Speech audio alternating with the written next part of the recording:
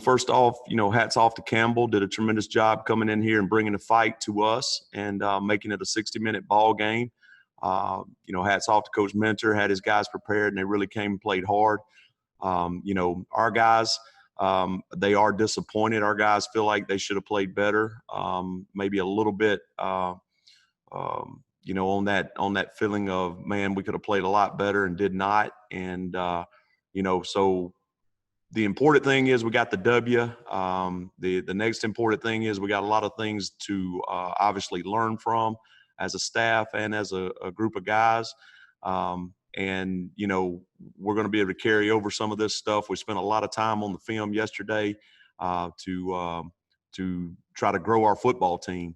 And, so looking forward to doing that this week, looking forward to playing Florida Atlantic here at Paulson again. And just to, want to make sure we give a shout out to Eagle Nation for coming out last week. Man, I thought the stadium was awesome, especially with the policies that were put in place. But you definitely could feel that energy, and we're looking forward to put on a better performance for them this week. So excited about another home game, and I'll open it up to questions. Coach, 6 points against the team that gave up quite a few points a game last year. What do you feel like the biggest issue was offensively, particularly in the first half? Early on, I believe it was more about self-inflicted wounds. We had, basically when you look at it, we had six plays that never allowed us to get started. We had 2 wrong formations. We had 2 illegal procedures. We had a couple snap issues and a mishandled snap, and that was throughout the game. And that's really unlike us as far as Eagles beating Eagles. That's not what we do. I think it's more about what we did to ourselves than actually what Campbell was doing. I will say this: Campbell did show a defense that was totally different from what they've shown in the past. And we did have to get adjusted to that. I thought our guys did a really good job with the halftime adjustments and coming out and start moving the ball and scoring for us. I would have liked to obviously gotten more points in the first half, and but to be honest with you, I think the biggest piece was what we did to shoot ourselves in the foot.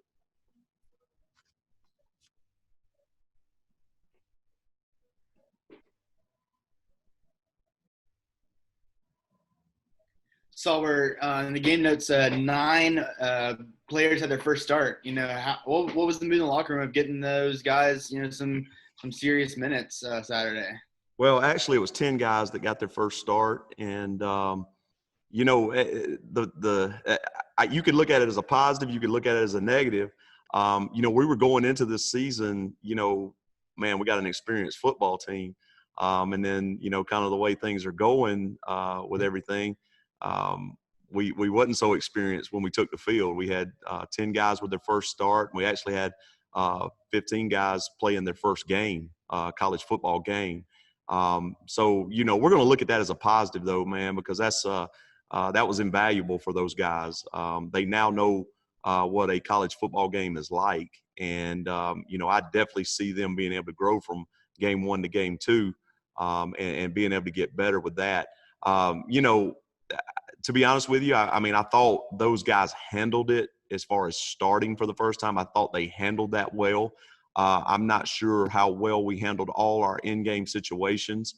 There were some times that, I felt like we could have been a lot better.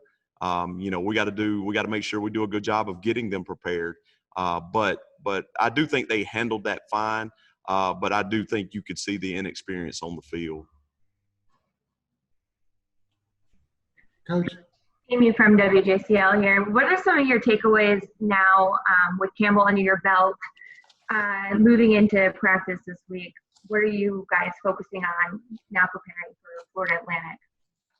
Well, I think the big piece, when you start looking at defensively, if I'll just start with defense, I think we've got obviously we're very inexperienced in the secondary, not being able to have Kendrick Duncan and, the corners that we initially thought would be starting.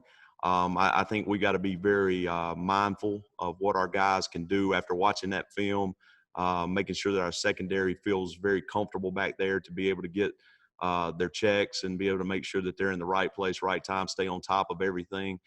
So I know we got to focus on that, especially defensively. As far as offense goes, I think the self-inflicted wounds, we got to make sure that we eliminate that. I do think that we started to see a good chemistry out there. If you watch the way Shy Wertz played, that guy played like he's been practicing. Same thing with J.D. King. He played like he'd been practicing. I also saw big improvement from the offensive line. Now, the offensive line was an interesting deal because a week ago, we didn't have them at practice. We were practicing with 3 offensive linemen, and then we had them for the week to get ready for the game. So that was a little bit interesting. But I thought with where they were with their bodies and where they were, being able to get their practices in and be ready, I think they did a good job. We obviously got to work to get in sync. To make sure we don't hurt ourselves. But I think that's the big piece. And then going back to defense, we really, really, really got to make sure we do a better job in the red zone and getting stops, whether it's holding them to a field goal, but definitely not allowing touchdowns. And, we put our defense in a bad situation with the opening kickoff return of the second half by fumbling that. I thought that was a pivotal point in the game because I felt, obviously we did not like our performance in the first half, and there was nobody in that locker room that felt good about that first half performance. But I did feel like we had a good handle going into the second half of us being able to take control and then try to pull away in the game. But when we fumbled that kickoff return and gave them that opportunity, and we were not able to get a stop. That kind of turned the tides back again. And so, we had to settle back in. I thought the defense played really well the rest of the way out up until that last drive where they were able to get that touchdown. And I thought the offense took over at that point because, early on, and I can't remember the exact stats, but I think we were under 100 yards rushing in the first half. And then we got up close to 300 when the game was over. So I think the second half started to turn the way it should have. If we wouldn't have had that fumble, I think we would have had a very different outcome. But again, that's part of the game. We got to be able to overcome that adversity, and we got to make sure we do a better job. Hi, Coach. Can you talk about the job Brian Miller has done to get back from where he was a year ago, and also how he played on Saturday from quarter to quarter, since it was his first game back in a long time? Well, I tell you, man, that's a guy that I can't say enough about how proud I am of him. That guy had what could have been a career-ending injury on a fluke deal, and he has worked so hard, worked his butt off to get himself back. And I tell you, man, when we watched the film on him, he looks almost like the same guy he was before he left. And I think that he will definitely be there, and then probably raise that level a little bit more because of what he wants to do. But he's very deliberate in moving forward. Like there's no doubt in my mind that he is his mind's ready for what's ahead, and he's trying to be better every day. And he meant a lot to our football team. For him to get out there, I believe he means a lot for our offensive line. And I do think that he's going to allow our offense to get better because he is out there. So he's come a long way from a guy that came to Georgia Southern as a defensive lineman, right? Yeah, no question. We recruited him as a defensive end. And it was a late signing day thing. It was actually a great surprise to get him. And, but as things went along, we felt like the need was for him to be at offensive line to help us. And he really embraced that role. At first, it's, oh man, I don't want to change my position. But then as he started to look at it and see what was best for the team.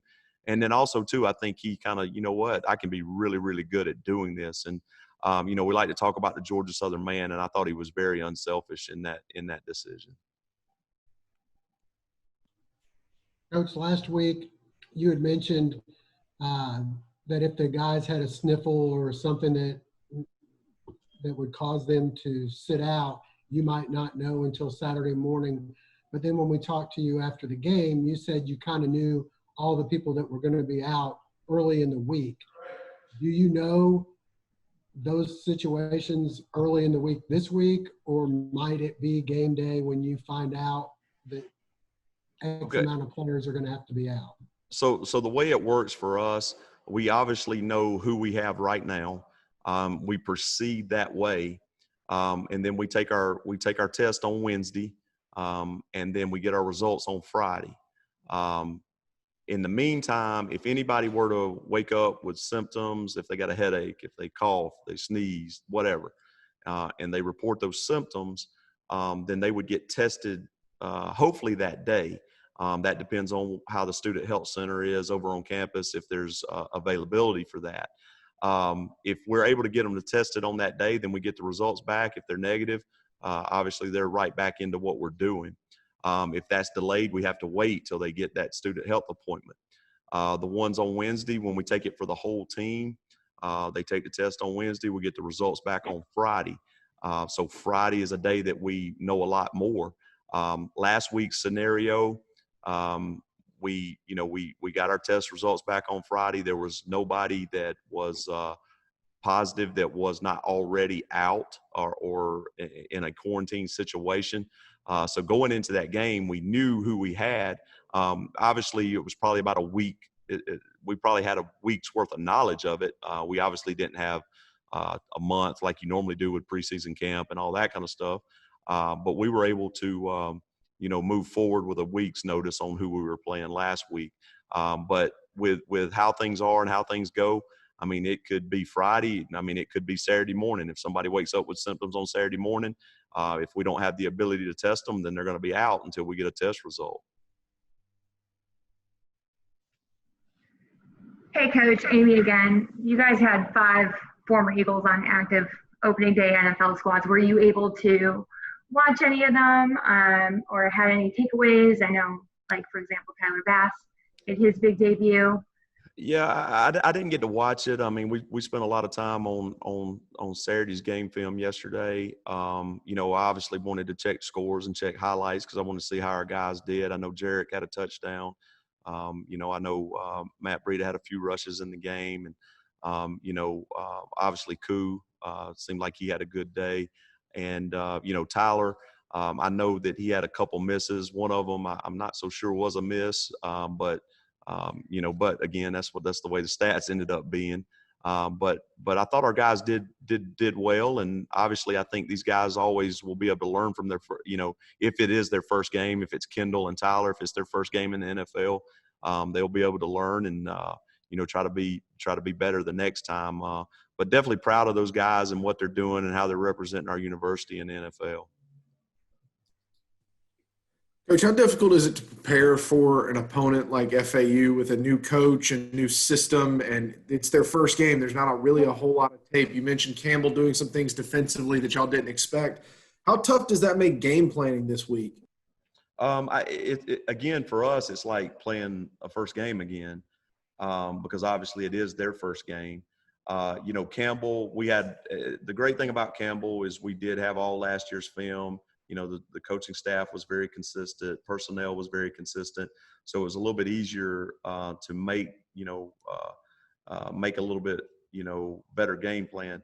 FAU's a little bit interesting in that, you got a brand new coaching staff. Coach Taggart's an offensive guy, but he also has 2 co-offensive coordinators. So you got to look at the background of all 3. Until you know who's really calling the plays, it's kind of hard to say what they're exactly going to do. So it's like going into a first game again. So I think we're going to have to be a little bit basic. We're going to have to make sure that we have our guys prepared and not make sure we're not chasing too many ghosts, and make sure we're able to execute what we want to do on defense. Defensively, again, new defensive coordinator. He's also been a head coach. He's predominantly run an odd defense, 3-4. We'll get into some 4-down defensive fronts in 3rd down situations. So, we can only work off what the evidence is. But again, it'll be going into a first game again. The thing I do like about this game is at least we got our first one under our belt, and now we can go out and try to be better than we were last week. And hopefully maybe FAU, because man, what a good football team. 11 wins last year, 3 losses. They got talent. They're definitely a big time opponent for us. But hopefully maybe they got a little bit of first game issues, and because it would definitely help us if they did.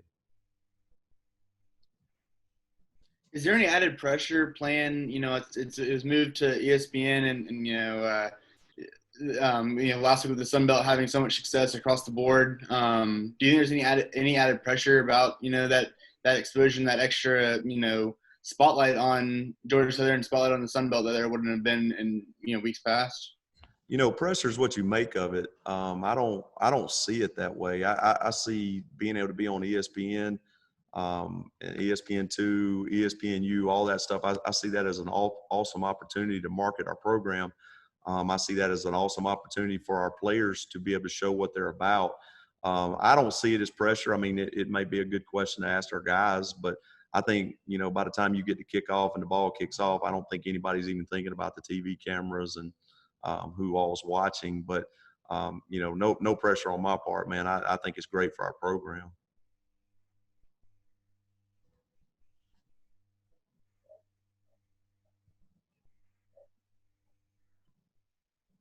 One thing I do want to update y'all on, and again, I know I have to be very careful what I say and all that kind of stuff, but I do think it's important that, Trevor Valim, senior defensive line for us, he's a guy that we were really counting on this year. And unfortunately during preseason camp, he had an ACL and is not going to be with us for the rest of the season. And, I just wanted to make sure that, we let everybody know. And obviously Trevor's a tremendous leader for us, and he's done an awesome job since his injury to be able to help lead our football team. He actually won the Juice Player of the Week last week for the sideline and being a great leader on the sideline trying to help us. But I wanted to make sure we updated on him because he has been such an integral part of our program that, he's definitely going to be missed. But, we're going to keep him in the fold and try to keep him leading us.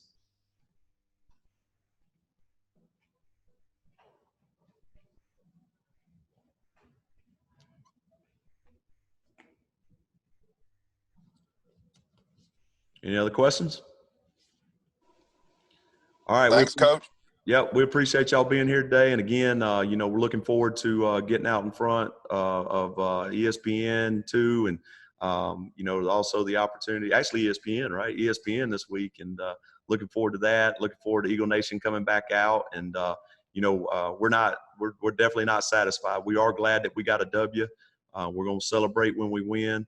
And we're going to be glad if it's 1 point, if it's 50 points. But we're not satisfied with our performance. And we look to put on a better performance this week. And we got a great opponent coming in here. And, we just ask Eagle Nation to come out again and give us your support. And we're going to keep GATA in.